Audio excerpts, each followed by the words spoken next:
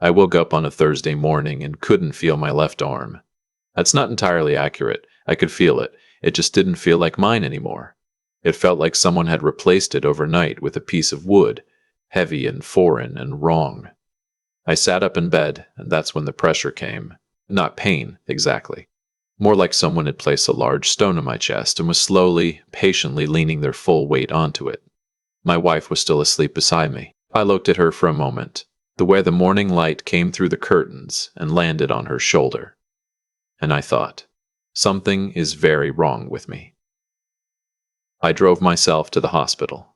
I know what you're thinking, and you're right. But my wife had a tendency to panic in ways that made everything worse, and I didn't want to start the morning with that particular kind of chaos. I thought maybe it was nothing. I thought maybe I'd eaten something bad the night before. I thought a lot of things during that 20-minute drive that turned out to be completely incorrect. The ER nurse took one look at me, asked me 2 questions, and within 4 minutes I was on a gurney with 3 people moving very quickly around me. That's when I understood it wasn't nothing. It was a heart attack. A significant one, the cardiologist told me later, with the practiced calm of someone who delivers this kind of news before breakfast. He used words like widowmaker and fortunate in the same sentence. And I lay there on that hospital bed listening to him and thinking about all the things I hadn't done yet. The trip to Montana I kept saying I'd take. The back fence that needed replacing. The conversation I had been putting off with my son for going on 3 years. My wife arrived 2 hours after I was admitted. I was already stable by then, already out of the worst of it, already hooked to monitors that beeped with the steady, indifferent rhythm of a machine that has no opinion about whether you live or die. She came in looking flushed and slightly breathless, and she kissed my forehead and held my hand. And I thought, this is what matters. This right here. You scared me, she said. I scared myself, I told her. Her name was Diane. We'd been married 31 years. My best friend, Ray, showed up that afternoon with terrible gas station coffee and a bag of chips from the vending machine in the lobby because, as he put it, hospital food is a punishment, and you don't deserve that on top of everything else. Ray was 63 to my 62, retired from the post office, and the kind of man who would drive 40 minutes in traffic to sit with you in a hospital room and say absolutely nothing useful, which is exactly what the situation called for. I had known him since we were both young and stupid, and I trusted him completely. The doctors wanted to keep me for 5 days. Monitoring, they said. Stabilization. They had put in a stent, and they needed to watch how I responded. My wife stayed the first night, slept in the chair beside my bed with a blanket the nurse had brought her, and I watched her sleep and felt a specific kind of gratitude that I don't have better words for. She left the next morning to go home and feed the dog and pick up some things I needed. That was reasonable. That was normal. She came back that afternoon and we watched television together, and she told me about a problem at her book club that I barely registered, and I ate something beige that may have been chicken. On the 3rd day, she didn't come. She called in the morning and said she had some errands that had gotten backed up. I told her it was fine. I meant it. I was feeling better. Ray came by instead, and we watched half of a baseball game and argued about a call in the 7th inning, and it was almost like a normal afternoon except for the wires attached to my chest. She didn't come on the 4th day either. She called again, a shorter call this time, a little distracted, and mentioned something about helping her sister with something. Her sister lived about 20 minutes away. I told her it was absolutely fine. I was going home tomorrow. Ray was there when I said it. He didn't say anything, but he looked at the wall in a specific way that I had learned over 40 years of friendship to pay attention to. What? I said after I hung up. Nothing, he said. Ray. He looked at me for a long moment. Then he looked at the baseball game. Then he looked at the baseball game. Then he looked back at me. I'll tell you when you're out of here, he said. Not before. I wanted to push, but I was tired in a way that went beyond physical. The kind of tired where your bones feel like they've been replaced with something heavier, and I decided to let it go for one more day. My wife picked me up from the hospital on the morning of day 5. She was cheerful in the car, the radio on low, telling me about the neighbor's new car and something her sister had said that was apparently funny, and I nodded and watched the city go by outside the window and thought about what Ray's face had looked like when he said, I'll tell you when you're out of here. She got me settled on the couch at home with a blanket and the remote control and a glass of water, and she made soup from a can, and she sat beside me for a while. And it was all perfectly nice and perfectly normal, and I couldn't shake the feeling that I was watching a performance I didn't have the program for. She went to bed early that night. I sat up in the dark, listening to the house settle around me, and I texted Ray one word: tomorrow. He was at my door at 9 in the morning with decent coffee this time, the real kind from the place on Elmwood. And he sat across from me at the kitchen table, and he took a breath, and he told me what he knew. He had seen my wife's car 3 weeks before my heart attack, then twice the week before, parked outside a house on Callaway Street that belonged to a man named Dennis. Ray knew who Dennis was, had seen him at a few neighborhood events over the years, the kind of man who laughs too loud and always seems to be performing for an audience. My wife had told me, on the occasions Dennis had come up at all, that she found him grating. Ray had thought it was probably nothing. An errand, a coincidence. He had told himself that until my heart attack, and then, while I was in the hospital and she was running errands and helping her sister, he had driven past Callaway Street twice more. Her car was there both times. He told me all of this without looking away from me once, which I appreciated more than I could say. I sat with it for a while. The kitchen was quiet. The dog was asleep on the floor by the back door, her feet twitching with whatever she was chasing in her dream. The coffee was good. How long? I said. I don't know, he said. I don't know what I saw. Okay, I said. What are you going to do? I thought about it. The stone was back on my chest, but lighter this time, and I recognized it for what it was. Not grief exactly, but something closer to the feeling you get when a thing you already suspected turns out to be true, like a door closing, like a key turning in a lock from the outside. I'm going to find out what I'm dealing with, I said, and then I'm going to handle it quietly. Ray nodded. Whatever you need, he said. I want to be clear about something because I think it matters. I didn't make any decisions in those first few days. I was still recovering. My chest still ached. I was on 4 new medications and a restricted diet, and I wasn't supposed to climb stairs more than necessary. I was in no condition to be making permanent decisions about anything, so I didn't. I simply started paying attention.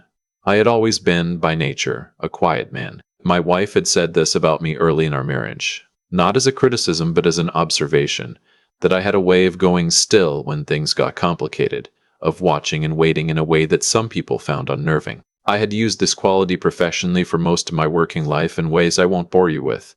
I knew how to be patient. I knew how to look at a situation clearly without letting what I wanted to be true interfere with what actually was. I started with his name, Dennis. My wife had mentioned him over the years, maybe 4 or 5 times. Always in the context of neighborhood events, always in that slightly dismissive tone. I had never thought to look further. I looked further now. He was 58. Divorced.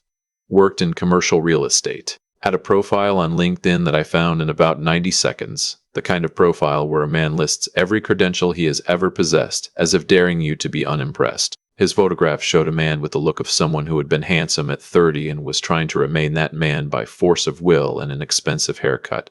I closed the laptop and went back to the couch and the blanket and the remote control and the beige medications in their orange bottles. My wife brought me lunch and sat with me while I ate and asked how I was feeling, and I told her I was feeling better every day, which was true. She smiled and patted my hand and went to do something in the kitchen. And I sat there thinking about how 31 years of a life together lives inside you in a way that doesn't just switch off. You don't stop loving someone because you've learned something terrible. You love them, and you are devastated by what they've done. And both of those things are true at the same time, and they don't cancel each other out. They just sit there together, taking up space. Over the following 2 weeks, I recovered. I went to my follow-up appointments. I walked the dog in the mornings, farther each day. I ate what I was supposed to eat and took what I was supposed to take and slept more than I had slept in years. I was calm. My wife commented on it more than once, how calm I was, how positive. She said the heart attack seemed to have given me a new perspective. It had, just not the one she was imagining. Ray helped me when I asked him to. He drove past Callaway Street a few more times. I didn't want to do it myself, not yet. And he confirmed what we already knew. Her car was there regularly, usually in the afternoons, usually for 2 to 3 hours. She told me she was at her sister's, or running errands, or at the gym. All things she had done before. All things she had done before. All things with enough truth in them to make the lie easy to miss. 3 weeks after I came home from the hospital, I called a lawyer. A good one. A woman named Patricia who a former colleague had used years before and spoken highly of. I told her the situation without emotion, laid it out like a set of facts, which is what it was. She asked the right questions, and I answered them honestly. She told me what I needed to know about the process, what to expect, what the realistic outcomes looked like. I made notes. I went home, and I made dinner, and I ate it with my wife at the kitchen table, and she told me about a book she was reading, and I listened and asked the right questions, and afterward I loaded the dishwasher while she watched television in the other room. I need to tell you about the house. We had bought it 22 years ago. Both of us working then. Both of us contributing. Both of us building something together with our hands, in a way that you only understand in retrospect was the best part. We had refinanced twice, paid it down steadily, and it was nearly paid off. We had retirement accounts, mine considerably larger than hers, as I had been the higher earner for most of our marriage.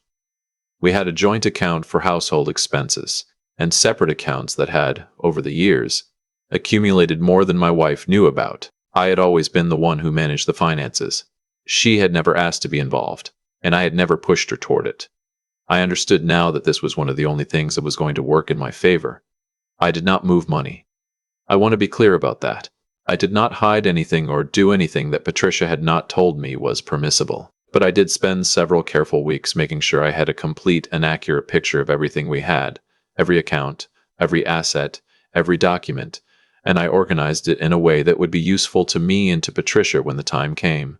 I was thorough. I was, I think, the most thorough I had been about anything in years. I felt, in those weeks, more alert than I had felt in a long time. It's a strange thing to say about a period that was, objectively, one of the harder periods of my life. But there was something clarifying about it. When you survive a heart attack, you understand, not intellectually but in your body, in your actual chest, that your time is not infinite, that the things you keep putting off do not wait for you forever. And when you also learn that the person sleeping beside you has been somewhere she didn't tell you about, with someone she didn't tell you about, while you were attached to monitors in a hospital, that understanding sharpens into something specific, into a decision. The conversation I'd been putting off with my son, that one, I made. His name was Marcus, and he was 34, and we had not spoken in any meaningful way for going on 3 years. I won't tell you the whole story of that because it isn't relevant here, except to say that there had been a disagreement about something at Christmas, the kind that starts as a small thing and becomes larger when neither party knows how to be the first one to step back, and we had let it harden into distance. He lived in Denver. He had a daughter I had met twice. I called him on a Sunday afternoon and I said, I should have called sooner. I'm sorry. Just that. I didn't explain the heart attack because I didn't want that to be the reason he talked to me. I didn't want him thinking he owed me a conversation because I'd been sick.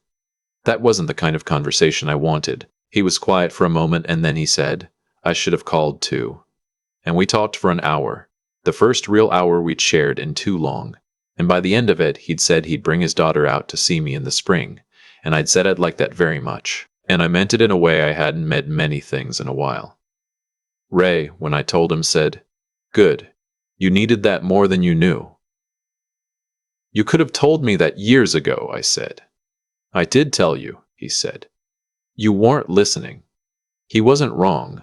It was 5 weeks after I came home from the hospital that my wife told me about the trip. We were eating dinner. She had made pasta, one of the few things she cooked reliably and well, and we were at the table in the way we had been at the table 1,000 times before. And she said it in the tone of voice that people use when they have been preparing to say something for a while, but need it to sound spontaneous. A few of the girls are talking about going to Asheville, she said. End of October. Just a long weekend. I looked at her. I kept my face the way I had been keeping my face for 5 weeks. Open, neutral, present. That sounds nice, I said. You'd be okay here. You're still supposed to be taking it easy. I'm fine, I said. You should go. She smiled. It was the kind of smile that has relief in it. It would only be 4 days, she said. Go, I said. I'll have Ray check in on me. She went back to her pasta, and I watched her for a moment, the way she held her fork, the way she tilted her head when she was about to say something else, and I thought, end of October. I had time. I called Patricia the next morning. I told her I had a timeline now. She told me what we needed to do to be ready, and I told her I understood, and I went about doing it methodically, the way I had gone about everything in those quiet weeks. One step at a time, without rushing, without making noise. I also, just to be thorough, had a conversation with Ray about Calloway Street one more time. He confirmed what I needed to know. He had seen them, not just the car, but the two of them, at a restaurant about 15 miles from our neighborhood. The kind of place you go when you want to be somewhere that isn't your neighborhood but isn't your neighborhood, but isn't nowhere either. He described what he'd seen simply and without embellishment, and I thanked him and he nodded and we didn't discuss it again. My wife left for Asheville on a Thursday afternoon in late October. I carried her bag to the car and kissed her on the cheek and told her to have fun and drive safe. And she said she would, and she pulled out of the driveway and I stood there in the cool air watching her taillights until they turned the corner. Then I went inside and I called Patricia. I won't detail everything that happened in the days that followed because some of it is private and some of it is still, technically, ongoing. But I will tell you that everything I had organized over those weeks turned out to be exactly as useful as I had hoped. Patricia was efficient and precise, and the picture I had put together of our financial life held up to every question she had. I signed what needed to be signed. I filed what needed to be filed. I also, in that long weekend, packed what was mine. Not everything, not the furniture, not the things that were genuinely shared, but the photographs of Marcus and me. The things that had come into the marriage as mine, the files I needed, the things that had meaning specifically to me. I packed carefully and without sentimentality because sentimentality is a thing you have to do on your own time. I had arrangements made, a situation sorted, a place to go that was temporary but adequate. Ray had helped me identify it weeks before. My wife came back on Sunday evening. I was not there. I had left a letter on the kitchen table. Not long, 2 pages. Not cruel and not cold, but honest in the way that I had decided this whole thing was going to be handled, honestly, clearly, without drama or performance. I told her what I knew. I told her that I had found out before she left for Asheville, and not after, which I thought was important for her to understand. I told her that the filing had been done, and that she would be hearing from Patricia's office, and I told her the name of a lawyer I thought she might consider calling, because Patricia had told me it was reasonable to suggest it, and I thought it was the decent thing to do. I told her that 31 years had mattered to me, that they still did, that some things can be true at the same time. I told her I wished her well and meant it. Ray called me that evening, after she would have been home long enough to find the letter and read it and make phone calls. He had nothing specific to report, just called to see how I was doing, which is the kind of friend he is. "How are you?" he asked. "Tired," I said. "But okay, better than okay, actually." "You sound it. My chest doesn't hurt," I said. "I mean physically, for the first time in months. I hadn't noticed until just now." He laughed at that. The real kind. The kind that comes up unexpectedly. And I laughed too. Sitting in the small apartment that was temporary but adequate, the dog at my feet because of course I had taken the dog. Eating takeout from a place around the corner and watching the last of the light leave the window. I heard from Marcus 2 days later. My wife had called him. I had expected that. He called me and asked if it was true, and I said it was, and I told him I was sorry he was in the middle of it, and he said he wasn't in the middle of it, and then he said something I hadn't expected. He said, "Dad, she didn't come to the hospital. She didn't come and sit with you." Just that. Like that was the thing he had been turning over. "I know," I said. "I would have come," he said.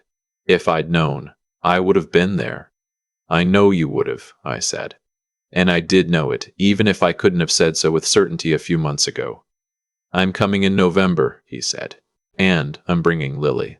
Lily was my granddaughter. She was 4 years old, and I had met her twice, and she had a laugh that, from what I remembered, sounded like it belonged to someone much larger than she was. "I'd really like that," I said. "I want to tell you about the moment I remember most clearly from those weeks. Not the lawyer's office, not the packing, not the letter. It was an afternoon in early October, about a month after I came home from the hospital, when I took the dog for a walk in the park 2 blocks from the house. It was one of those fall afternoons that feels almost apologetically beautiful. the light low and gold, the leaves doing their slow and spectacular business overhead. I walked at the pace the doctors had told me to walk, and the dog did her slow, investigative thing along the path. And I thought about nothing in particular, just walked, just breathed, just let the afternoon be what it was. I had almost died. That was a fact I was still getting used to, still turning over, the way you turn something over in your pocket without taking it out to look at it. I had almost died, and I had been in a hospital bed, and the person I had built my life around had been somewhere I wasn't supposed to know about. And I was still here, still walking, still breathing in cold October air with a dog at the end of a leash and maple trees overhead going red and gold in a way that seemed, in that particular moment, like more than I had any right to.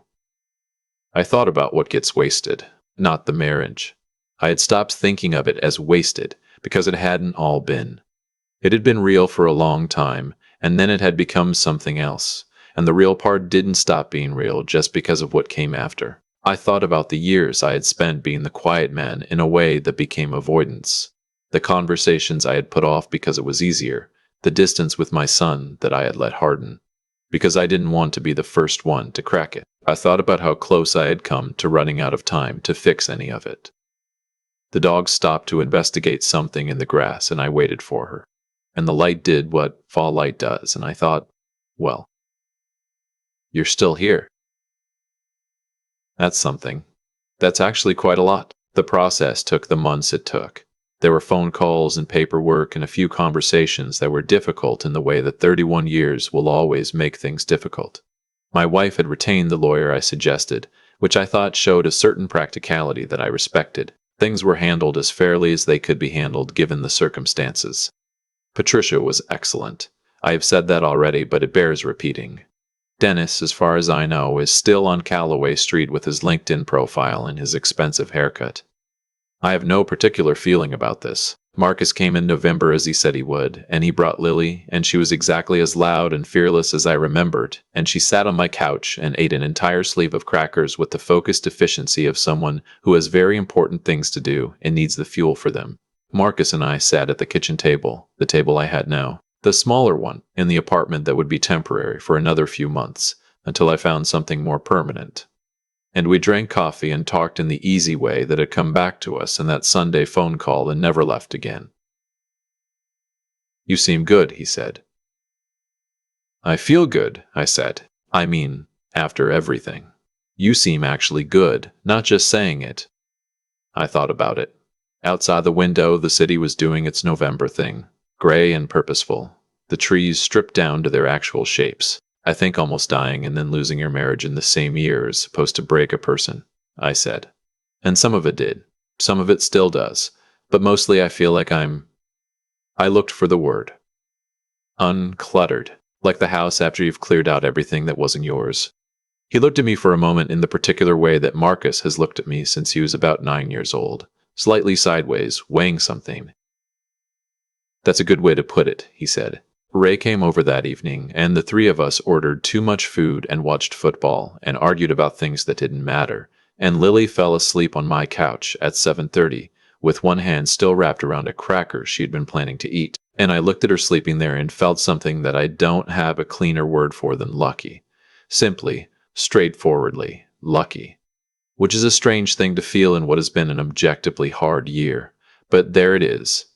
I have a cardiologist appointment next week. My numbers are good, better actually than they were before the heart attack, which my doctor says is not uncommon when people finally start taking care of themselves properly. I walk every day. I eat what I'm supposed to eat. I sleep well, which is something I didn't do for years without knowing I wasn't doing it. The way you can be accustomed to a noise for so long that you stop hearing it until the day it stops. I am 62 years old, and I have a dog and a son and a granddaughter who laughs like she means it, and a best friend who drove 40 minutes in traffic to sit with me in a hospital room and say nothing useful, and a cardiologist who seems cautiously optimistic about my continued existence, and a lawyer who is worth every penny, and an apartment that is small and temporary, but has a good window and gets the morning light. I died on a Thursday morning in September. Or something close to dying, close enough to count. And then I didn't, which turned out to be the more important part. I'm still figuring out what to do with the rest of it. but I've got time now. I intend to use it differently than I used what came before. That's enough. That's, I think, more than enough.